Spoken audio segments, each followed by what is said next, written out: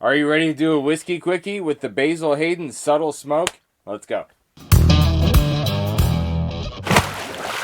Hey everybody, this is Mark from Northwest Bourbon. Thank you for joining me for this whiskey quickie review. This is the first time I've ever reviewed a Basil Hayden product. Ugh, as if. And if you guys are not familiar with Basil Hayden makes these fancy looking bottles, but it's made by the Jim Beam distillery. Every single bottle that I've seen is watered down to 80 proof, and they're a lot more expensive than a lot of other stuff you can find from Beam. And so I've never thought they were worth it. But I have a good friend of mine that's in my Army unit that strongly suggested that I try this one out because he said he absolutely loves it. So I'm going to see what it's all about. Cork pop. Ooh, nice cork pop. Let's pour a nice glass to review with you.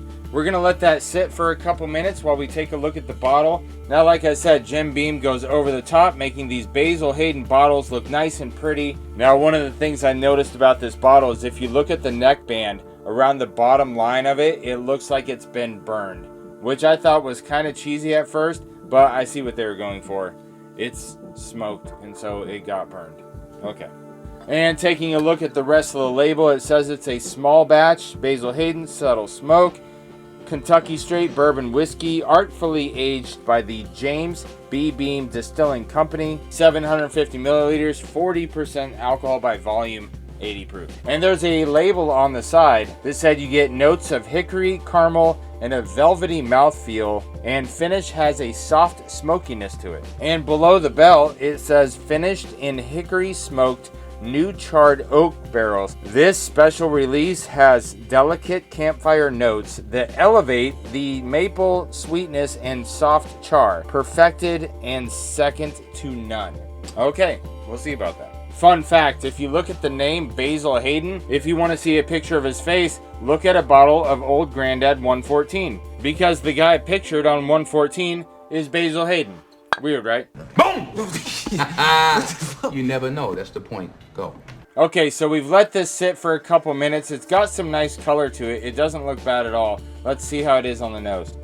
Caramel is the first thing I smelled. Honestly, there's not much else I'm picking up on the nose. It's just caramel, caramel, caramel for days. Let's check it out on the palate. Cheers.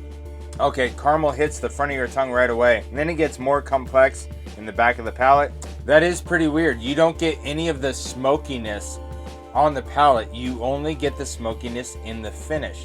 That's interesting. I'm gonna go for a second sip. Cheers. Wow, that is interesting. I've had a couple different Basil Hayden variants, and I don't think I would recommend any of them to you guys at all.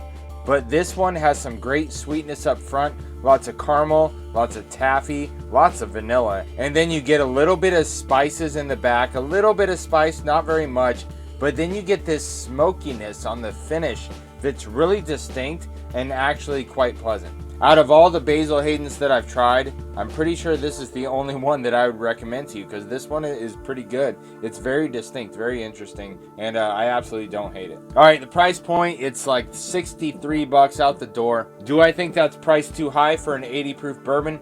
Absolutely.